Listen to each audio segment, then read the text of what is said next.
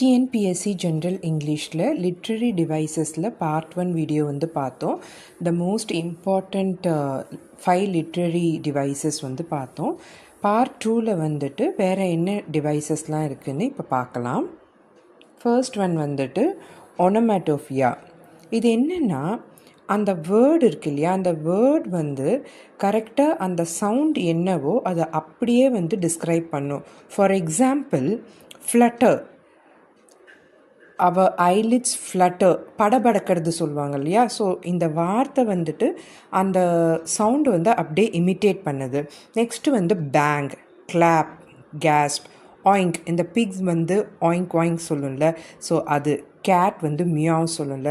So அந்த நேச்சுரலாக வந்து அதனோட சவுண்டு வந்து இந்த வேர்ட் வந்து அப்படியே இமிட்டேட் பண்ணும்.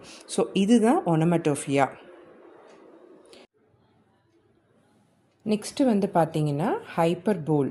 ஹைப்பர்போல்னால் வந்துட்டு ஒரு ஓவர் எக்ஸாக்ரேஷன் அப்படின்னு சொல்லலாம். ஸோ ஒரு ஓவர் ஸ்டேட்மெண்ட் ஆர் ஒரு ஓவர் எக்ஸாக்ரேஷன் வந்து ஹைப்பர்போல். அதுக்கு ஒரு எக்ஸாம்பிள் பார்த்தோன்னா உங்களுக்கு ஈஸியாக அண்டர்ஸ்டாண்ட் ஆகும். I can eat a horse. I can eat a ஹார்ஸ்னால் வந்துட்டு அவ்வளோ பசியாக இருக்கிறத தான் வந்துட்டு I can eat even a horse அப்படின்னு சொல்கிறாங்க. ஸோ இது வந்து ஓவர் ஸ்டேட்மெண்ட். நெக்ஸ்ட்டு வந்து பார்த்தீங்கன்னா, he has been talking for a week. யாராலையுமே ஒருத்தர் வந்து ஒரு வீக் கண்டினியூஸாக வந்துட்டு பேசவே முடியாது 24/7. ஸோ அவ்வளோ எக்ஸாக்ரேட் பண்ணி சொல்கிறாங்க, அவ்வளோ நேரம் பேசலாம் அப்படின்றத அப்படி சொல்கிறாங்க. நெக்ஸ்ட்டு ஒன் வந்து this man is as volt as time. அதாவது இவர் ரொம்ப வயசானவர் அப்படின்னு சொல்கிறத வந்து this man is as volt as time, அவ்வளோ வயசானவர், டைம் ரொம்ப காலமாக இருக்கிறாருன்றதை வந்து அப்படி சொல்கிறாங்க, ஓவர் எக்ஸாக்ரேட் பண்ணி சொல்கிறாங்க. நெக்ஸ்ட்டு ஒன் வந்து she cried a river. So இதை பார்த்தீங்கன்னா, ஒரு ரிவர் அளவுக்கு அவங்க க்ரை பண்ண முடியுமா? யாராலையுமே அது மாதிரி பண்ண முடியாது. நிறைய அழுகுறாங்க அப்படின்றத வந்துட்டு அதை ஷீ க்ரைட் அ ரிவர் அப்படின்னு சொல்கிறாங்க. ஸோ ஒரு ஓவர் எக்ஸாக்ரேட்டட் ஸ்டேட்மெண்ட் தான் வந்து ஹைப்பர்போல். நெக்ஸ்ட்டு வந்து பார்த்தீங்கன்னா அப்பாஸ்ட்ரஃபி. அப்பாஸ்ட்ரஃபின்னா வந்து ஒரு direct address to the dead or not, அப்போ ப்ரெசண்ட்டாக அங்கே வந்துட்டு இல்லை, அவங்கள வந்து அட்ரஸ் பண்ணுறது. இல்லைன்னா வந்துட்டு யார் வந்து இன்கேப்பபிள் ஆஃப் ரெஸ்பாண்டிங்கோ, ஸோ அதை வந்து அட்ரஸ் பண்ணுறது. ஒரு ஸ்கையை அட்ரஸ் பண்ணுறது, இல்லை ஒரு டெத்தை அட்ரஸ் பண்ணுறது, அது மாதிரி இருக்கிறது தான் வந்து அப்பாஸ்ட்ரஃபி. ஸோ அதுக்கு எக்ஸாம்பிள்ஸ் வந்து பார்த்தீங்கன்னா, O God please help me out. So God அப்படின்றது வந்து நம்ம கண் முன்னாடி வந்துட்டு இல்லை. ஸோ ஆனால் அதை வந்துட்டு அவங்க டைரெக்டாக அட்ரஸ் பண்ணுறாரு poet. So O God please help me out. So இது வந்து அப்பாஸ்ட்ரஃபி. நெக்ஸ்ட்டு ஒன் வந்து O laptop why won't you turn on அப்படின்னு சொல்கிறது வந்துட்டு ஒரு லேப்டாப் வந்து ரெஸ்பாண்ட் பண்ணுமா, ஒரு ஹியூமனுக்கு ரெஸ்பாண்ட் பண்ணாது இல்லையா. ஸோ அது வந்து ஒரு இன்அனிமேட் ஆப்ஜெக்ட். பட் ஆனால் அதை வந்து அட்ரஸ் பண்ணுறாங்க இல்லையா. ஸோ இது வந்துட்டு apostrophe. Grandma if you were here today I would be happier. So அவங்க கிராண்ட்மா வந்துட்டு ஃபிசிக்கலாக இப்போ அங்கே ப்ரெசண்ட் இல்லை, அவங்கள வந்து அட்ரஸ் பண்ணுறாங்க. ஸோ இதுவும் அப்பாஸ்ட்ரஃபி தான். நெக்ஸ்ட்டு ஒன் வந்து டெத், லவ், இந்த மாதிரி அப்ட்ராக்ட் கான்செப்ட்ஸை வந்துட்டு அட்ரஸ் பண்ணுறதும் வந்து அப்பாஸ்ட்ரஃபி தான். Death, be not proud though some have called thee அப்படின்னு சொல்கிறாங்க. ஸோ டெத்தை வந்து இங்கே அட்ரஸ் பண்ணுறாங்க. ஸோ இதெல்லாம் அப்பாஸ்ட்ரஃபியோட எக்ஸாம்பிள்ஸ். நெக்ஸ்ட்டு வந்து பார்த்திங்கன்னா 2 இம்பார்ட்டண்ட் கான்செப்ட்ஸு. ஒன்று வந்து ஆன்டிதீசிஸ், இன்னொன்று வந்து ஆக்சிமரான். ஆன்டிதீசிஸ்னால் வந்து 2 contrasting ideas are clash in the same sentence. ஆக்சிமோரான்னா வந்து combines 2 contradictory word into a single phrase. இது எக்ஸாம்பிளாக பார்த்தா உங்களுக்கு ரொம்ப நல்லா புரியும். எக்ஸாம்பிள் பாருங்கள். Speech is silver but silence is golden. இங்கே பார்த்தீங்கன்னா சில்வர், கோல்டன் ரெண்டுமே வந்துட்டு ஆப்போசிட் டேர்ம்ஸ் இல்லையா. கோல்டு ஆப்போசிட் வந்து சில்வர். நெக்ஸ்ட்டு வந்து மேன் ப்ரப்போசஸ் காட் டிஸ்போசஸ். இதுவும் வந்து ஆப்போசிட்டான கான்செப்ட். நெக்ஸ்ட்டு டு எர்னா தப்பு பண்ணுறது மனுஷத்தன்மை, மன்னிக்கிறது தெய்வத்தன்மை சொல்கிறாங்கல்ல. To err is human, to forgive is divine. So இது வந்து ரெண்டு அப்போசிங் கான்செப்ட்ஸ் ஆர் ஐடியாஸ் வந்துட்டு ஒரே சென்டென்ஸில் வந்துட்டு வர்றது வந்து ஆன்டிதீசிஸ். அப்போ ஆக்சிமோரானுக்கும் இதுக்கும் என்ன டிஃப்ரென்ஸ் அப்படின்னு பார்த்தீங்கன்னா, ஆக்சிமோரானோட எக்ஸாம்பிள்ஸ் பாருங்களேன். O loving hate. So loving hate ரெண்டுமே ஆப்போசிட்டான ஒரு வேர்ட்ஸு. பட் ஆனால் அது சிங்கிளாக சேர்த்து எழுதியிருக்காங்க பாருங்கள். ஒரு புது சிங்கிள் ஃப்ரேஸ் வந்து போட்டிருக்காங்க. ஸோ 2 கான்ட்ரடிக்டரி வேர்ட்ஸை வந்துட்டு ஒரு சிங்கிள் ஃப்ரேஸாக போடுறது தான் ஆக்சிமோரான். நடுவில் ஆன்டிதீசிஸ் மாதிரி ஃபாரு, ஆரு, ஃப்ரம்மு, ஆண்டு இல்லை ஒரு சின்ன ஃப்ரேஸு இது மாதிரிலாம் எதுவுமே வராது. ஒரு சிங்கிள் ஃப்ரேஸாக 2 கான்ட்ரடிக்டரி வேர்ட் வந்து வரும். ஜம்போ ஷ்ரிம்ப் அப்படின்னு சொல்கிறாங்க பாருங்கள். ஷ்ரிம்ப்னா குட்டியாக இருக்கும், ஜம்போனா பெருசு. ஸோ ரெண்டுமே வந்து கான்ட்ரடிக்டரி வேர்டு. பட் ஆனால் அது ஒரு சிங்கிள் ஃப்ரேஸாக கொடுத்துருக்காங்க பாருங்கள். நெக்ஸ்ட்டு வந்து பார்த்தீங்கன்னா கண்ட்ரோல்டு சியாஸ். ஒரு சியாஸ்னாலே வந்துட்டு ஒரு மாதிரி கன்ஃபியூஸ்டான ஒரு மெஸ்ஸியான சுச்சுவேஷன். அது எப்படி கண்ட்ரோல்டு சியாஸாக இருக்கும். ஸோ ரெண்டுமே வந்து டிஃப்ரெண்ட் அப்போசிங் வேர்ட்ஸு. ஸோ அது வந்து ஒரு சிங்கிள் ஃப்ரேஸாக கொடுத்துருக்கிறதுனால இது ஆக்சிமோரான். ஸோ இந்த எக்ஸாம்பிள் வழியாக ஆக்சிமோரான்னா என்ன, ஆன்டிதீசிஸ்னால் என்னன்னு உங்களுக்கு நல்லா புரிஞ்சிருக்கும். நெக்ஸ்ட்டு வந்து பார்த்தீங்கன்னா ஐரணி. ஐரனினா ஒன்றும் இல்லை, லிட்ரல் மீனிங் வந்துட்டு டிஃப்ரெண்ட். அந்த வேர்டுக்கு போயமில் கொடுத்துருக்கிற வேர்டுக்கும் அதனோட லிட்ரல் மீனிங்கும் வந்துட்டு டிஃப்ரெண்ட்டு. இப்போது ஒரு சிம்பிள் எக்ஸாம்பிள் வந்து பாருங்கள். Water is as clear as மட். மட்டுனா என்ன, ஒரு குழம்புன குட்டை வந்து எப்படி இருக்கும், ரொம்ப மடியாக வந்துட்டு இருக்கும். ஸோ வாட்டர் வந்துட்டு கிளியராக இருக்குதுன்னா ஆக்சுவலாக வந்து இது ஆக்சுவல் மீனிங் இல்லை. வாட்டர் வந்து நல்லா இல்லை, கிளியராக இல்லைன்னு சொல்கிறது தான். Water is as clear as மட்னு சென்டென்ஸில் வந்துட்டு ஒரு மாதிரி பாசிட்டிவ் மாதிரியே இருக்கும். பட் ஆனால் அதனோட லிட்ரல் மீனிங் வந்துட்டு வேறு. நெக்ஸ்ட்டு வந்து பாருங்கள். Cake is as soft as a concrete. Cake வந்து கல் மாதிரி இருக்குது அப்படின்றத வந்துட்டு ஆஸ் சாஃப்ட் ஆஸ் அப்படின்னு சொல்கிறாங்க. அது சாஃப்டாலாம் கிடையாது, அது வந்து கல் மாதிரி இருக்குது. ஸோ ஆஸ் சாஃப்ட் ஆஸ் கான்க்ரீட்ன்றது வந்து ஸோ என்னோட லிட்ரல் மீனிங் வந்து அங்கே கொடுத்துருக்கிறதோட எக்ஸாக்ட் ஆப்போசிட். இதுதான் வந்து ஐரணி. நெக்ஸ்ட் வந்து பார்த்தீங்கன்னா symbolism.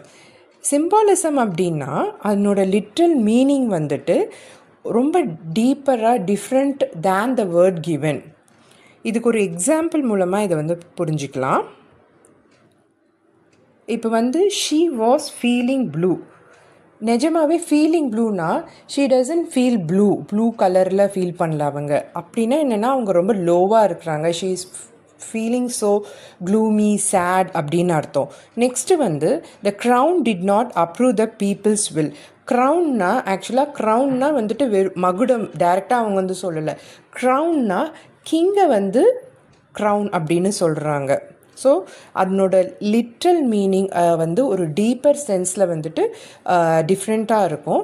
She was feeling blue அப்படின்னா வந்துட்டு நிஜமாகவே ஃபீலிங் ப்ளூ கலர் இல்லை. ஃபீலிங் ப்ளூனா ஒரு டல், சேட், ஒரு டிப்ரெஸிங் மூடில் இருக்கிறாங்க அப்படின்னு அர்த்தம். அண்டு சிம்போலிசம்னா ஃபார் எக்ஸாம்பிள் ரெட் வந்துட்டு த கலர் ஆஃப் லவ் அப்படின்ற மாதிரி ஒவ்வொன்றும் அதனோட லிட்ரல் மீனிங் வந்துட்டு டிஃப்ரெண்ட்டாக அமைஞ்சிருக்கிறது தான் வந்து சிம்பாலிசம். நெக்ஸ்ட்டு வந்து பார்த்திங்கன்னா யூஃபெமிசம். யூஃபெமிசம்னா ஒரு எம்பாரசிங் மீனிங் இருக்கிறது, ஒரு அன்பிளசன்ட் மீனிங்கை வந்துட்டு ஒரு லைட்டர் டோனில் வந்துட்டு சொல்கிறது. அதுக்கு எக்ஸாம்பிள் பார்த்தீங்கன்னா அண்டர்ஸ்டாண்ட் பண்ணிப்பீங்க. ஷீ ஹேஸ் ஃபாலன் அஸ்லீப் அப்படின்னு சொல்கிறாங்கன்னா ஆக்சுவலாக அவங்க வந்து நிரந்தரமாக கண்ணை மூடிட்டாங்க. ஷீ இஸ் நோ மோர் அப்படின்றது தான் ஷீ ஹேஸ் ஃபாலன் அஸ்லீப் அப்படின்னு சொல்லியிருக்காங்க. நெக்ஸ்ட்டு ஒன் வந்து he is in between jobs. ஆக்சுவலாக இன் பிட்வீன் ஜாப்ஸ்னால் ஒரு ஜாப் பார்த்தாரு, இன்னொரு ஜாப் பார்க்க போகிறாரு. இப்போ நடுவில் இருக்கிற ஸ்டேட் என்ன, ஹீ இஸ் கரண்ட்லி அன்எம்ப்ளாய்டு அப்படின்றது தான் ஹீ இஸ் பிட்வீன் ஜாப்ஸ் அப்படின்னு சொல்கிறாங்க. நெக்ஸ்ட் ஒன் வந்துட்டு he is telling a fairy tale அப்படின்னா அவன் பொய் சொல்கிறான் அப்படின்றத தான் வந்துட்டு he is telling a fairy tale அப்படின்னு சொல்கிறாங்க. ஸோ ஒரு அன்பிளசண்ட்டான ஒரு எம்பாரசிங்கான ஒரு மீனிங்கை வந்து ஒரு லைட்டர் டோனில் சொல்கிறது தான் யூஃபெமிசம். நெக்ஸ்ட்டு வந்து பார்த்தீங்கன்னா அல்யூஷன். அல்யூஷன்னா வந்துட்டு ஒரு indirect reference to people, event or theme. இதுக்கு ஒரு எக்ஸாம்பிள் வந்து பார்த்தீங்கன்னா இந்த பாய்சன் ட்ரீ அப்படின்ற ஒரு போயமில் வந்து பார்த்தீங்கன்னா and into my garden stole அப்படின்னு ஒரு லைன் வந்துட்டு வரும். கார்டன் அப்படின்றது வந்துட்டு ஒரு பிப்ளிக்கல் அல்யூஷன். ஸோ பைபிளில் வந்துட்டு கார்டன் அப்படின்ற ஒரு வார்த்தை வரும் இல்லையா, ஸோ அதை தான் வந்து இங்கே ரெஃபர் பண்ணுறாங்க. நெக்ஸ்ட்டு வந்துட்டு to open a Pandora box அப்படின்னா என்ன அர்த்தம் ஆக்சுவலாக வந்துன்னா புதுசாக ஒரு ப்ராப்ளம் வந்து க்ரியேட் பண்ணுறது. இதுவும் வந்து ஒரு இன்டைரக்ட் ரெஃபரன்ஸ் தான். நெக்ஸ்ட் வந்து பார்த்திங்கன்னா Catch-22. Catch-22னா ஆக்சுவலாக ஒரு ஹிஸ்டாரிக்கல் நாவலில் வந்துட்டு ஒரு நோவின் சிச்சுவேஷனை தான் Catch-22 அப்படின்னு சொல்லியிருப்பாங்க. யாருக்குமே வந்துட்டு வின்னிங் பாசிபிலிட்டி கிடையாது. அந்த நோவின் சிச்சுவேஷனை தான் ஒரு ஹிஸ்டாரிக்கல் நாவலில் Catch-22 அப்படின்ற ஒரு வேர்டை வச்சு சொல்லியிருப்பாங்க. ஸோ இது வந்து ஒரு பிப்ளிக்கல் வேர்டையோ இல்லை வேறு ஏதோ ஒரு ஹிஸ்டாரிக்கல் நாவல்லையோ வேறு வெளியிலிருந்து ஒரு ரெஃபரன்ஸை வந்துட்டு இன்டைரக்டாக அவங்க போயமில் வந்துட்டு கொண்டு வர்றது தான் வந்து அல்யூஷன். நெக்ஸ்ட் வந்து பார்த்திங்கன்னா ரெட்டாரிக்கல் கொஸ்டின். ரெட்டாரிக்கல் கொஸ்டின்னா அந்த கொஸ்டின் வந்து நம்ம ஒரு கொஸ்டின் கேட்குறோன்னா அதுக்கான ஆன்சரை வந்து நம்ம எக்ஸ்பெக்ட் பண்ணுவோம் இல்லையா. அப்படி இல்லாமல் ரெட்டாரிக்கல் கொஸ்டின்னா ஒரு கொஸ்டின் எதுக்கு கேட்குறாங்கன்னா அந்த பாயிண்ட்டை வந்துட்டு எம்ஃபசிஸ் பண்ணுறது. இப்போ நம்ம கேட்குறோம் இல்லையா, இதெல்லாம் நல்லாவா இருக்குது இப்படி பண்ணுறியே அப்படின்னு கேட்குறது வந்துட்டு நம்மளுக்கு நல்லா தெரியும் அவங்க பண்ணது வந்து தப்பு அப்படின்னு. பட் ஆனால் நம்ம அந்த கொஸ்டின் வந்து அங்கே கேட்குறோம் இல்லையா, இது நல்லாவா இருக்குது நீ பண்ணது அப்படின்னு. ஸோ இதுதான் வந்து rhetorical question.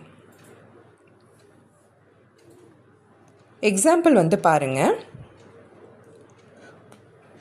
The house on the Elm ஸ்ட்ரீட்டில் வந்துட்டு இந்த லைன் வரும்.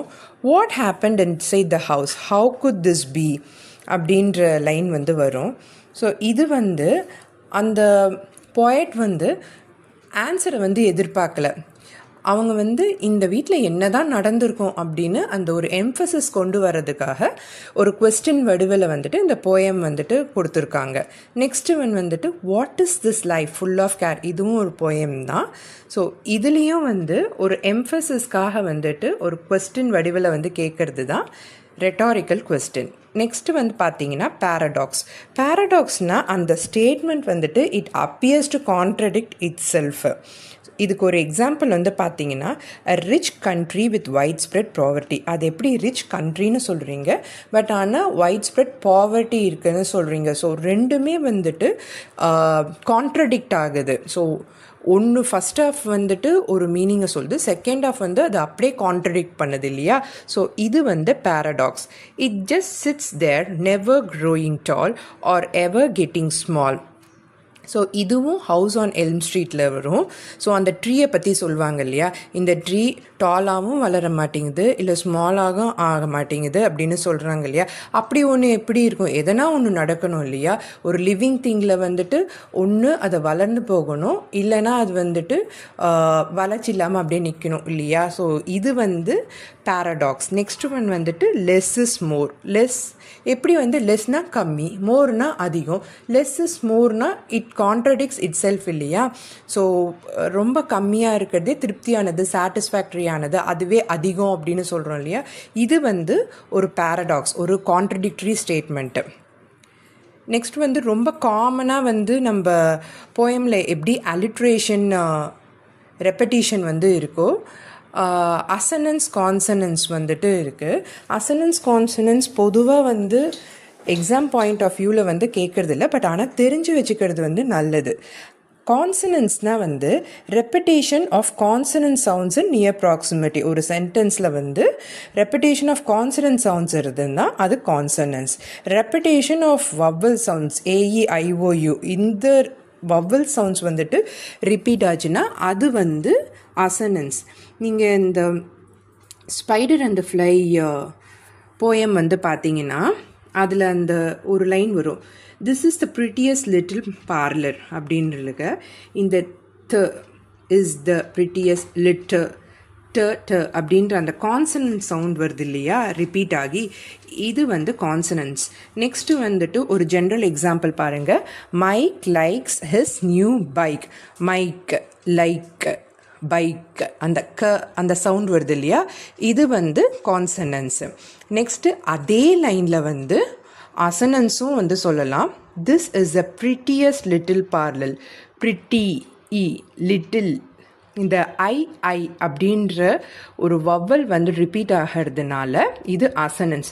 த rain in Spain stays mainly in plain. ரெய், ஸ்பெய், மெய், ப்ளே அப்படின்னு அந்த ஐ சவுண்ட் வந்துட்டு ரிப்பீட் ஆகுது இல்லையா, அது வந்து வவ்வல் சவுண்டு. ஸோ இது வந்து அசனன்ஸ். ஸோ கான்சனன்ஸ் அசனன்ஸ் வந்துட்டு அதிகமாக கேட்க மாட்டாங்க, பட் ஆனால் தெரிஞ்சு வச்சுக்கிறது நல்லது. நெக்ஸ்ட்டு மோஸ்ட் காமனாக இதுவும் வந்து கேட்பாங்க, இமேஜியரி. இமேஜியரி வந்துட்டு நம்மளோட 5 சென்சஸை வந்து டிஸ்கிரைப் பண்ணியிருப்பாங்க. அதாவது usage of verbal images to describe a concept. So ஒரு கான்செப்ட் டிஸ்கிரைப் பண்ணுறதுக்கு அந்த 5 சென்ஸையும் வந்துட்டு யூஸ் பண்ணியிருப்பாங்க. For example, the smell of leaves and lichens. இதை வந்து பார்த்திங்கன்னா ஸ்மெல், நம்ம ஸ்மெல் அந்த சென்ஸை வந்து சொல்லுது. நெக்ஸ்ட் ஒன் வந்து த வார்ம் டவுனட் டேஸ்டட் ஸ்வீட். இது வந்து டேஸ்ட்டை வந்து சொல்லுது இல்லையா. த கிராஸ் டிக்கிள்ட் ஹிஸ் ஸ்கின். டிக்கிள்ட் அப்படின்னாலே வந்து அந்த டச் சென்ஸை வந்து சொல்லுது. நெக்ஸ்ட் வந்து பார்த்தீங்கன்னா my head is full of whispers. இது வந்துட்டு ஆடிட்டரி இமேஜரி. ஸோ இது வந்து கேட்குறது. A host of golden daffodils. So golden daffodils அப்படின்னாலே வந்து நம்ம கண்ணில் பார்க்கறது. ஸோ இது வந்து விஷுவல் இமேஜரி. மோஸ்ட்டாக இந்த 2 இமேஜரி தான் நம்ம நிறைய பார்ப்போம். அதாவது விஷுவல் அண்ட் ஆடிட்டரி இமேஜரி தான் நம்ம நிறைய பார்ப்போம். ஸோ இதுதான் வந்து இமேஜரி. நெக்ஸ்ட்டு வந்து பார்த்திங்கன்னா சினக்டோக். இதுவும் ரொம்ப ரேராக தான் வரும். சினக்டோக்னால் ஒன்றும் இல்லை, வேறு பார்ட் ரெப்ரசன்ட்ஸ் த ஹோல். அதுக்கு ஒரு ஜென்ரல் எக்ஸாம்பிள் வந்துட்டு நீங்கள் வந்து அண்டர்ஸ்டாண்ட் பண்ணிக்கினீங்கன்னா நீங்கள் போயமில் வந்து கண்டுபிடிக்கிறது உங்களுக்கு ரொம்ப ஈஸியாக இருக்கும். இங்கே பாருங்கள், Jack got some new wheels. Jack வந்து புதுசாக கொஞ்சம் வீல்ஸ் வந்துட்டு வாங்கியிருக்காரா? இல்லை. இது ஆக்சுவல் மீனிங் வந்துட்டு என்ன சொல்கிறாங்கன்னா, ஜாக் வந்து புதுசாக ஒரு கார் வாங்கியிருக்கிறது தான். Jack got some new wheels. வீல்ஸுன்றது காரோட ஒரு பார்ட்டு. ஸோ 4 வீல் வந்து காரில் இருக்கிறது வந்து காரோட ஒரு பார்ட்டு. ஸோ அந்த பார்ட் வந்துட்டு ரெப்ரசன்ட்ஸ் அ ஹோல் கார் இல்லையா. ஜாக் காட் சம் நியூ வீல்ஸ்னால் Jack got a new car அப்படின்றது தான் சம் வீல்ஸ் அப்படின்னு சொல்கிறாங்க. ஸோ வேறு பார்ட் ரெப்ரசன்ட்ஸ் அ ஹோல், அதுக்கு பேர் தான் வந்துட்டு சினக்டோக். நெக்ஸ்ட் வந்து பார்த்தீங்கன்னா ஆல் ஹேண்ட்ஸ் ஆன் டெக்.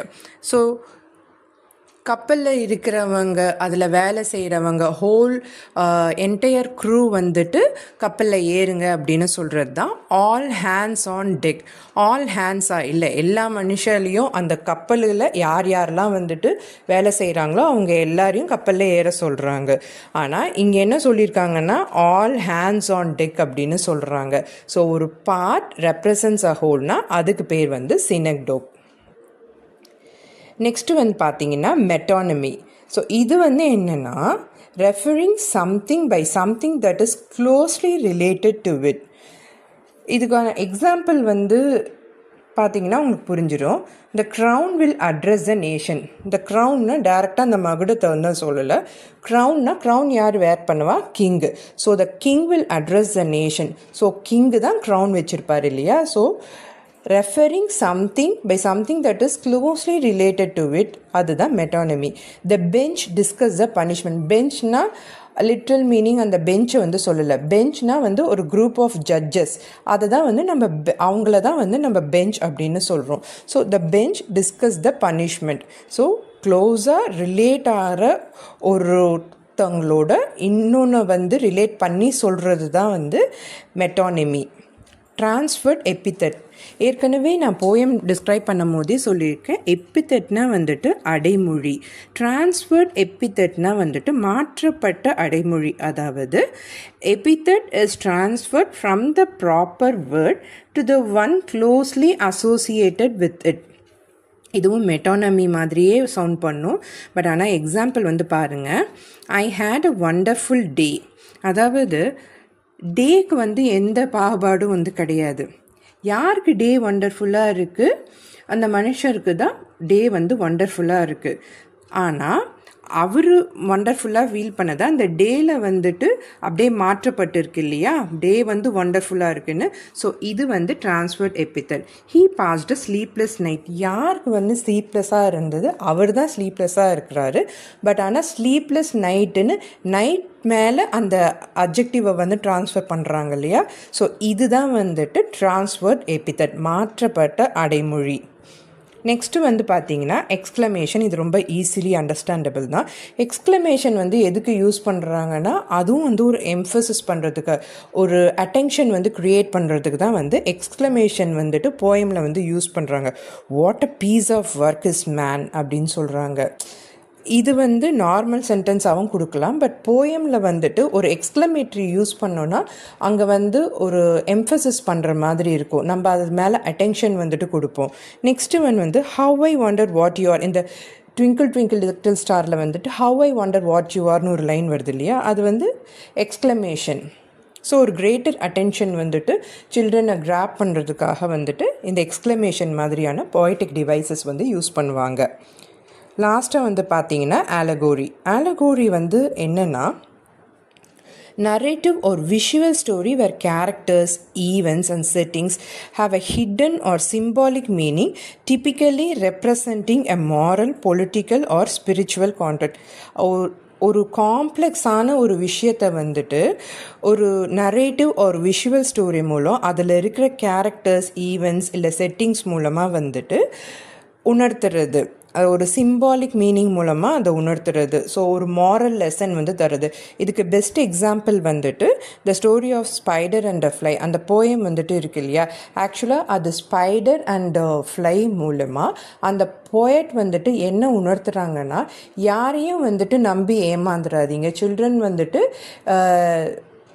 ரொம்ப வந்து கேர்ஃபுல்லாக இருக்கணும். இன்னொருத்தங்க வந்து வெறும் அந்த ஃபேக்கான டிசெப்டிவான வார்த்தைங்களை வச்சு ஏமாறக்கூடாது. நம்ம எப்பயுமே வந்துட்டு அலர்ட்டாக இருக்கணும் அப்படின்றது தான் வந்துட்டு ஸ்பைடர் அந்த ஃப்ளையில் வந்துட்டு சொல்லியிருப்பாங்க. ஸோ ஒரு காம்ப்ளெக்ஸ் கான்செப்டை வந்துட்டு ஒரு விவிட் நரேஷன் மூலமாக, ஒரு அழகான ஒரு ஸ்டோரி மூலமாக, வேறு ஒரு கேரக்டர்ஸ்லாம் வந்துட்டு வச்சு ஈஸியாக புரிகிற மாதிரி ஒரு மாரல் லெசன் வந்துட்டு சொல்கிறது தான் ஆலகோரி. ஸோ இதுதான் வந்து rest of the figures of speech. நம்ம ஃபிகர்ஸ் ஆஃப் ஸ்பீச் எல்லாமே கவர் பண்ணிட்டோம்.